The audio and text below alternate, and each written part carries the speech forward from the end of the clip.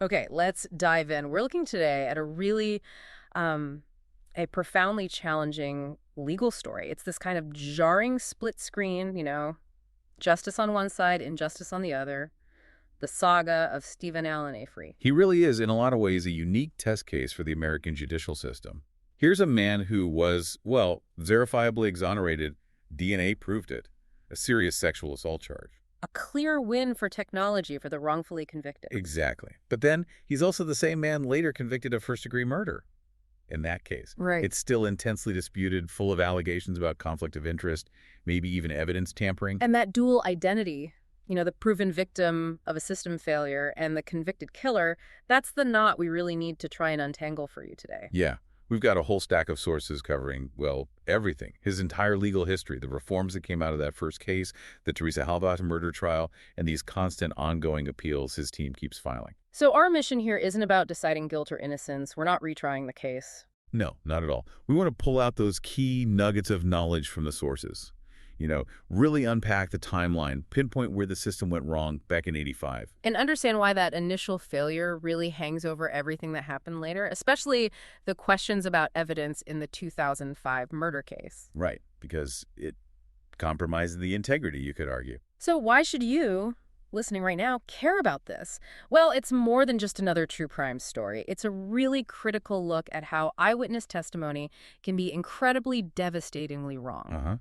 And how forensic science isn't always black and white, how it can be debated, and what happens when the whole idea of reasonable doubt gets tangled up because the same local police department involved has this prior proven history of misconduct. It's a deep dive into the mechanics of the justice system itself. Okay, so to really get the intensity of what happens later, you've got to start with Avery's background. Manitowoc County, Wisconsin, born in 1962. And his family, they ran Avery's Auto Salvage out in Gibson, right? Since 65. Hmm? That salvage yard, it becomes central to both cases. It's the physical location for everything. It really is. And we should probably touch on the personal context, too, the stuff documented in the sources. A lawyer back in 1985 mentions school records, IQ of 70. Right, which puts him in that low-end intellectual functioning bracket. His mom even confirmed he went to an elementary school for slower kids. Seems like he really struggled academically. Definitely. And his legal issues started pretty early on. Yeah, 1981, he's 18, convicted for burglarizing a bar, got 10 months for that. And then there's that incident in 1982. Mm-hmm. It's pretty disturbing, the animal cruelty charge. Pouring gas and oil on his cat, throwing it in a bonfire. He was jailed until August 83 for that one. Later, he apparently just dismissed it, saying he was young and stupid. Which maybe he was, but it paints a picture, It's part of his history leading up to the big one. And the really crucial event before the wrongful conviction happens in January 85. Ah, right. He runs his cousin's car off the road, points a gun at her. He claimed she was spreading rumors, but the charges were serious. Endangering safety while evincing a depraved mind, plus the firearm charge. Got 6 years for that eventually. But the key thing, the absolute key, is that he was out on bail for that felony when Penny Burnson was attacked. Exactly. July 1985.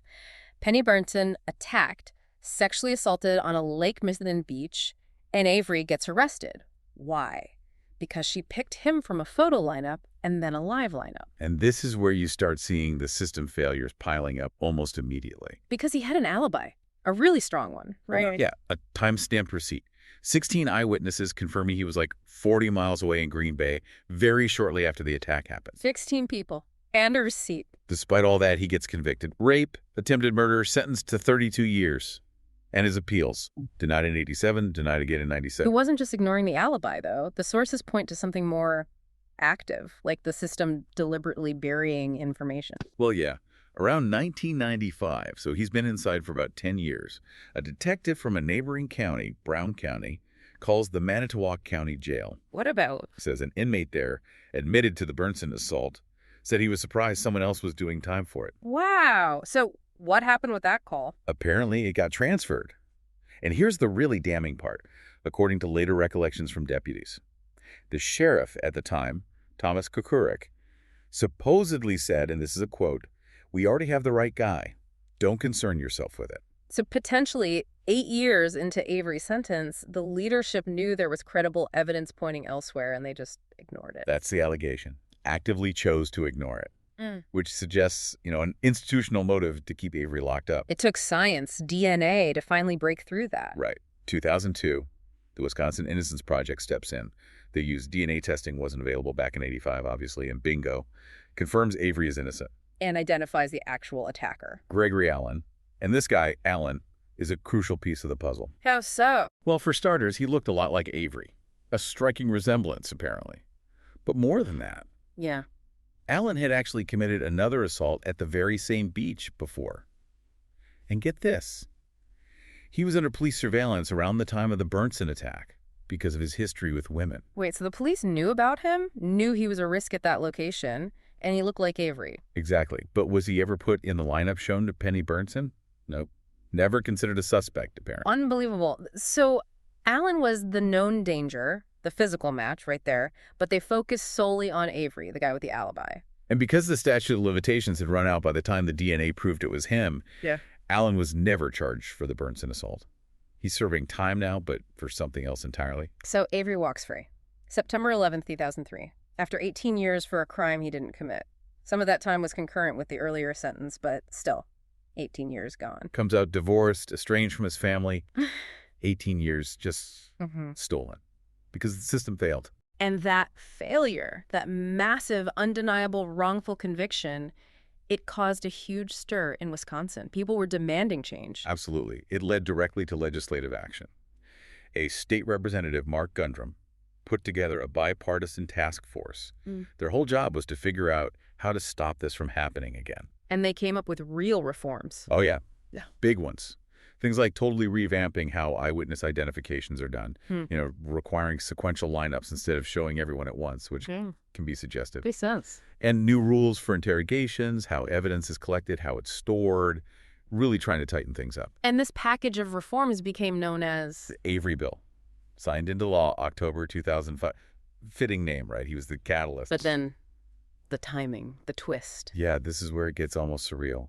Just 1 month after the Avery Bill is signed, November 2005, it gets renamed. Suddenly, it's just the Criminal Justice Reform Bill. Why? Because that's right when Steven Avery gets charged with the murder of Teresa Halbach. Wow. So the state basically scrubbed his name off the reform he inspired the second he became a suspect again. Looks that way. Politically, they distanced themselves immediately. And maybe it wasn't just politics. Maybe it was also about the money. Right. The lawsuit. He didn't just walk free and say thank you. Not even close. He filed a massive civil suit, $36 million against Manitowoc County, against former Sheriff Kokorek, against the former DA Dennis Vogel, seeking damages for those 18 years. $36 million. That's enormous pressure for a local county government. And for the individuals named, the ones accused of ignoring the evidence that could have freed him. Exactly. That lawsuit was hanging over everything when Teresa Halbach disappeared. It's the backdrop you can't ignore. And the sources showed that lawsuit was eventually settled. But only after he was charged with murder, right? Yeah, settled for $400,000 in February 2006. Much, much less than the $36 million he was asking for initially. The murder charge changed everything. So that shadow of the wrongful conviction and the lawsuit, it just looms large over this next part. October 31st, 2005. Halloween. Photographer Teresa Halbach goes missing. Her last known stop, Avery's property, right there near the Avery Auto Salvage Yard. She was taking pictures of his sister's minivan for Autotrader.com. And the evidence starts pointing towards Avery pretty quickly. It does. Her car, the RE4, is found on the salvage yard property, kind of hidden. Inside, they find bloodstains. DNA testing matches them to Steven Avery. And then there were the bone fragments. Right. Charred bone fragments found later in a burn pit near Avery's trailer. Some were eventually identified as hers. Avery gets arrested November 11th, 2005. Charged with murder, kidnapping, sexual assault, mutilating a corpse, felon in possession of a firearm. The works. And his response? From day one. Frame up. He insisted it was all a setup by Manitowoc County officials to kill his $36 million lawsuit and discredit him permanently. And the potential mechanism for that alleged frame-up, it was kind of built into how the investigation was handled, wasn't it? Yeah. Because of the lawsuit, Manitowoc County officially handed the murder investigation over to the neighboring county, Calumet County, to avoid the conflict of interest. That was the idea anyway. Step back, let someone else handle it. But it wasn't that clean-cut. The sources say Manitowoc deputies were still involved. They participated in searches of Avery's trailer, his garage, the property, under the supervision of Calumet officers, technically. But Manitowoc boots were on the ground. The very people Avery was suing were searching his home for evidence in a murder case. The defense jumped all over that, argued it was an unavoidable conflict, that the evidence chain was potentially tainted from the start. And the piece of evidence that really seemed to crystallize that fear for the defense came on November 8th during one of those searches. Involving Manitowoc officers again. Yes. Specifically, Lieutenant James Lang and Sergeant Andrew Colborne. Both were set to be deposed, questioned under oath, in Avery's civil suit. They were present during a search of Avery's tiny bedroom. And that's when they found The key. The key to Teresa Halbach's RV4.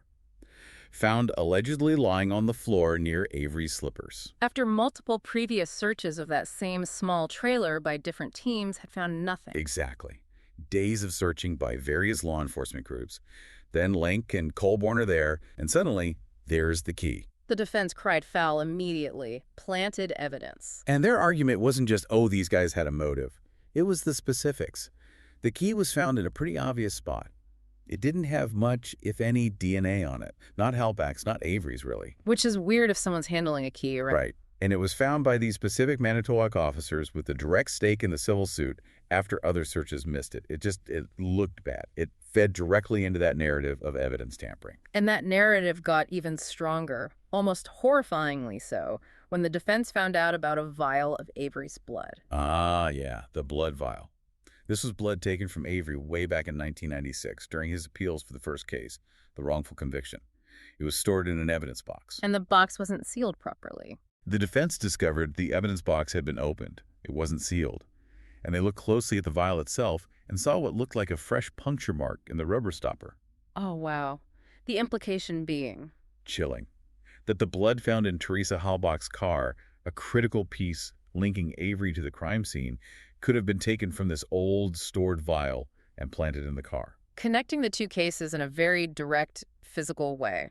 If true, it's proof of planting. It was a bombshell accusation. The prosecution absolutely had to counter it. So they brought in the FBI and this EDTA test. Right. They needed science to refute the planting theory. Uh, So FBI technicians testified about a test they used, apparently developed specifically for the Avery trial, to look for something called EDTA. okay, break that down. EDTA is? Ethylene ediamine tetracetic acid. It's a chemical preservative. They put it in those purple top tubes used to collect blood samples in labs to stop the blood from clotting. Like the vial from 1996 would have had.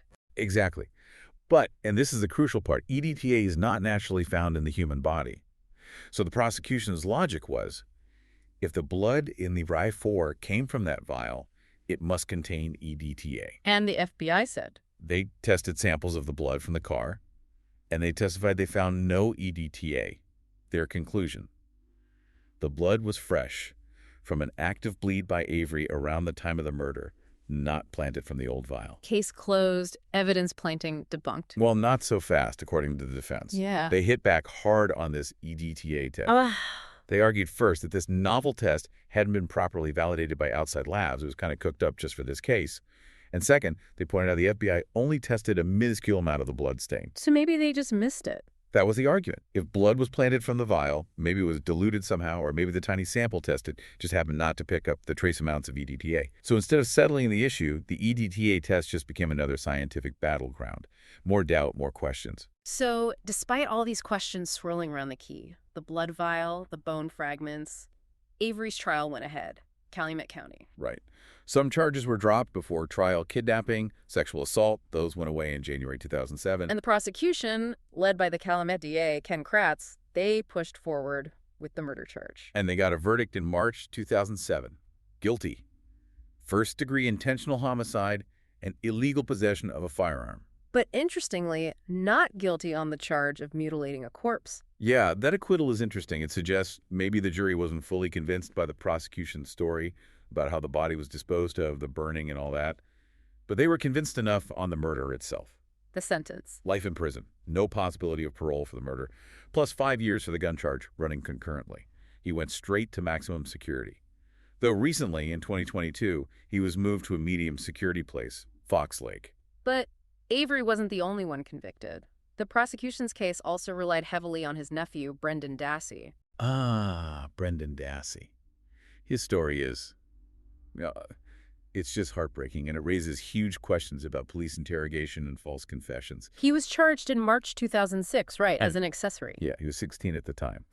And, like Avery, sources mentioned he had documented intellectual limitations. He confessed, after hours and hours of interrogation, to helping Avery kill Halbach and dispose of her body. That confession was key for the prosecution. Absolutely. But Dassey later recanted.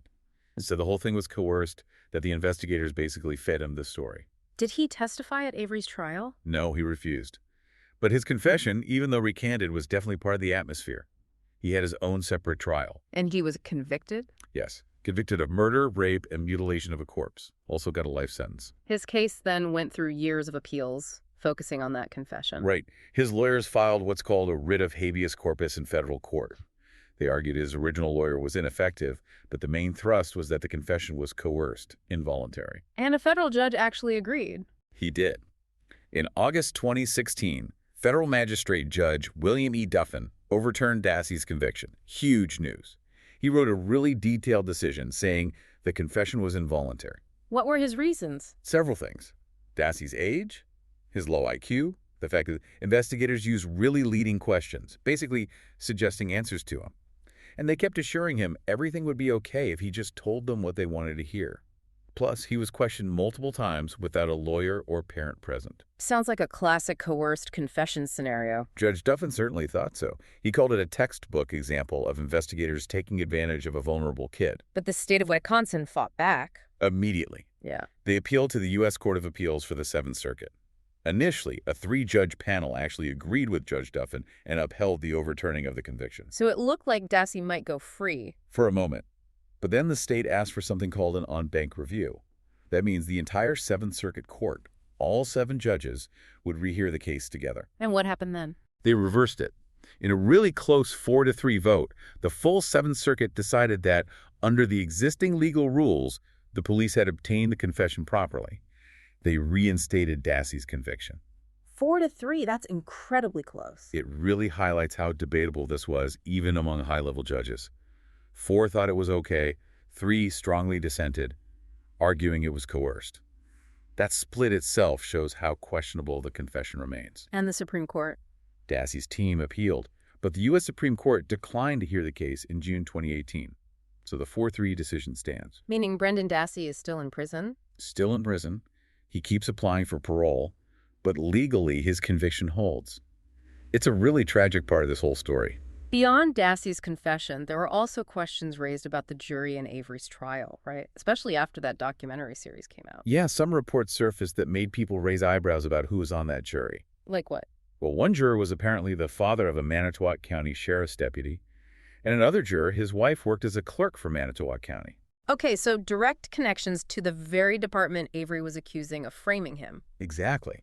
Even if those specific people weren't involved in the lawsuit or the investigation, the defense argued it created an appearance of bias, a potential conflict of interest, right there in the jury box. And there were disputes about the deliberations, too. There were. A juror who got dismissed, Richard Mahler, went public later. He claimed that initially, 7 jurors were leaning towards not guilty. He said he was mystified how it ended up as a guilty verdict. Did other jurors agree with that? No. Others disputed his account. Some said there wasn't an early formal vote like that, or if there was an informal count, it was more like 3 not guilty, not 7. So conflicting stories there, too. And wasn't there a claim about intimidation? There was. Another juror supposedly told the documentary filmmakers they felt pressured, even scared, into voting guilty, worried about their own safety if they didn't. But again, that specific claim has also been disputed by others. So conflicts about the jury makeup, conflicts about how deliberations went down. It just adds another layer of uncertainty to that conviction. It absolutely does. And the legal fight didn't stop with the conviction. Avery got a new lawyer in 2016, Kathleen Zellner, who's known for overturning wrongful convictions. Right, and she came in swinging, filed a new appeal right away, arguing due process violations, saying officials searched way beyond what their warrants allowed. She seems to focus heavily on re-examining the forensic evidence and finding alternative theories. Definitely. In June 2017, she filed this enormous document, like 12,272 pages, a post-conviction motion. It laid out a ton of arguments. Like what? Claims that Avery's original trial lawyers were ineffective. and really focusing on alleged Brady violations. Okay, remind us Brady violation means. It means the prosecution has a duty to turn over any evidence they have that could help the defendant that's favorable to the accused. Exculpatory evidence. And Zellner claimed they didn't do that. She accused the prosecution, particularly Ken Kratz, of withholding crucial stuff, evidence that might have pointed away from Avery or maybe discredited the state's main witnesses or their timeline. Did she offer new forensic takes, too? Oh, yeah. Affidavits from experts arguing the prosecution's whole story of how Halbach died and was burned just didn't fit the physical evidence found. She asked for a whole new trial based on all this ethics problems, potentially planted evidence, withheld evidence. How did the courts react to that massive filing? Initially, denied. Just flat out denied without even holding a hearing to listen to the evidence. Ouch. But Zellner kept pushing, and she got a significant win, procedurally at least, in February 2019. The Wisconsin Court of Appeals agreed to send the case back down to the trial court. What for? For an evidentiary hearing. Basically, the appeals court said, okay, there are enough legitimate questions raised here that the lower court needs to actually hold a hearing, listen to the witnesses, look at the evidence Zellner is presenting. That's a big deal, right? Getting a hearing. It is. It meant the court saw enough potential merit to take a closer look. Zellner was clearly thrilled. She actually announced it on social media, posting something like, Avery update, we won, back to the circuit court, and added things like truth wins, and mentioned making a murderer, very public about it. Now, one of the most controversial parts of her appeal strategy involves those bone fragments, doesn't it? Hugely controversial, and legally really complex. In 2018, she filed a motion specifically about bones found not just in Avery's burn pit, but in other burn piles located in a quarry owned by Manitowoc County nearby. These were just suspected human bones. Right. And she wanted them tested for Teresa Halbach's DNA using newer, more sensitive technology, like the kind they used to identify victims in disasters, like the California wildfires. She specifically mentioned one fragment looked like a pelvic bone. Okay, so testing those could potentially show Halbach's remains were moved or maybe weren't burned where the state claimed. Exactly. It could blow a hole in the prosecution's timeline and crime scene narrative. But then came the twist. Which was? Zellner found out the state had already given those specific quarry bones back to the Halbach family. They gave potential evidence back before it could be tested with new tech. That's what Zellner discovered. And her legal team argued this action itself suggested the state believed the bones were human remains belonging to Teresa. Otherwise, why give them to her family? So what was the legal argument based on that? Zellner filed another motion, arguing this is a violation of Arizona v. Youngblood. Okay, another legal term, Youngblood violation. It deals with the state's duty to preserve evidence. Basically, the Youngblood rule says if the police fail to preserve evidence that might have helped the defense, potentially exculpatory evidence, it's only a constitutional violation if the defense can prove the police acted in bad faith, like they intentionally destroyed it to hide something. So Zellner argued giving the bones back was bad faith. She called it a very sneaky way to get evidence destroyed. Basically, give them back under the cover of respecting the family, knowing full well it prevents future testing that might help Avery. She argued finding Halbach's bones in the quarry away from Avery's burn pit would create huge reasonable doubt. And she also claimed the original defense didn't even know about these quarry bones. Yeah, she added that the state had allegedly failed to disclose the records, the ledger sheet, about those specific bones to Avery's first lawyers. Another potential Brady violation layered on top. So all these efforts, the massive motions, the bone controversy, has it led anywhere concrete, like a new trial? Not yet. Despite everything, the courts have largely pushed back. In July 2021, the Wisconsin Court of Appeals again affirmed the lower court's denial of Zellner's big brief. They even criticized it, saying it contained many misrepresentations of the facts. But Zellner's still filing motions. Oh, yeah. August 2022, another one, 149 pages this time, claiming she has new witnesses. Pointing the finger elsewhere. Specifically, this motion claimed the new evidence would directly link Bobby Dassey, that's Brendan's brother, to the murder of Teresa Halbach. So, doubling down on alternative suspects and continuing to argue the prosecution hid evidence. It just keeps going. And of course, all of this legal maneuvering happens against this backdrop of intense media attention. Huge media attention. Even before the big series, you had things like that Radiolab episode back in 2013, Reasonable Doubt, which focused on Penny Bernson and the first wrongful conviction. But then came Netflix, Making a Murderer. Late 2015, Season 2 in 2018. That blew the case up globally. Absolutely. It put a massive spotlight on the evidence tampering allegations, the questions about police conduct, Brendan Dassey's confession. It reached millions. And that spotlight had real-world consequences, even legally. It did. Andrew Colborn, the Manitowoc officer involved in finding the key, sued Netflix and the filmmakers for defamation in 2018. So they twisted facts to make him look corrupt. What happened with that lawsuit? It was ultimately dismissed in 2023. But it shows how high the stakes got because of the documentary's narrative. And of course, where there's a popular narrative, there's often a counter-narrative. Right. In 2023, the Daily Wire put out Convicting a Murderer, basically arguing the Netflix show was biased, left out key evidence pointing to Avery's guilt, and presented a skewed picture. So, the media battle continues. It's not just media battles, though. There are personal ones, too. Avery's ex-fiancée, Jody Stachowski, she changed her story. Dramatically. She was shown supporting him in the first season of the documentary. But in 2016, she gave an interview saying that support was all an act. And she said she believes he's guilty. She did. Said she believes he's not innocent of the Halbach murder.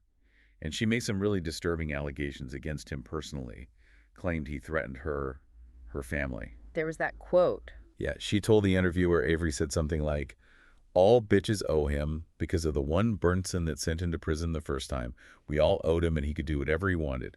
She called him a monster and said he's the one person she can't trust. That's incredibly damaging testimony from someone who knew him so well at the time. Yeah. It adds a whole other dimension beyond just the legal arguments. It really does. It complicates the picture immensely. You have the system potentially failing him, but then you have these deeply troubling personal accounts too. And the public reaction after the documentary was huge. Petitions, right? Yeah, White House petitions asking for pardons for Avery and Dassey got hundreds of thousands of signatures. But the president can't pardon state crimes. Exactly. The White House had to respond and clarify that. Pardons would have to come from the governor of Wisconsin. And the governor at the time, Scott Walker, made it very clear he would not be pardoning Steven Avery. So here we are, back where we started almost. This incredible tension. It really is. Yeah. You have one man, two completely different legal outcomes from basically the same system in the same place. Huh. First, he's the poster child for wrongful conviction.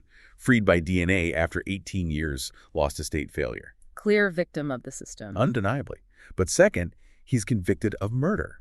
Found guilty based largely on circumstantial evidence where almost every key piece, the key, the blood, the bones, the confession involved, has had serious questions raised about its integrity, about potential planting or coercion, about preservation. So, reflecting on all this, how do you even reconcile it? You have this established, proven history of systemic failure by Manitowoc officials in the first case. That failure was so bad, it led to statewide reforms, the Avery bill. Right. And then in the very next major case involving Avery, you have all these serious allegations of evidence tampering, conflicts of interest, potentially destroyed evidence involving some of the same entities. Given that history, how does the justice system find closure for Teresa Halbach's family? That's desperately needed. But how do they balance that against the absolute need to remove all reasonable doubt, especially for defendants like Avery and Dassey, when the foundation of the state's case feels so shaky because of that history? It's the core dilemma. Where does the burden of proof truly lie when the people investigating the crime are the same ones who previously failed so badly and who had a massive financial and reputational stake in the outcome this time, when the evidence itself is so hotly contested? That question, that fundamental doubt about the integrity of the process itself, that's the challenge this case leaves us with. What does justice look like when the system itself is under such a deep cloud of suspicion? That's something for you to think about.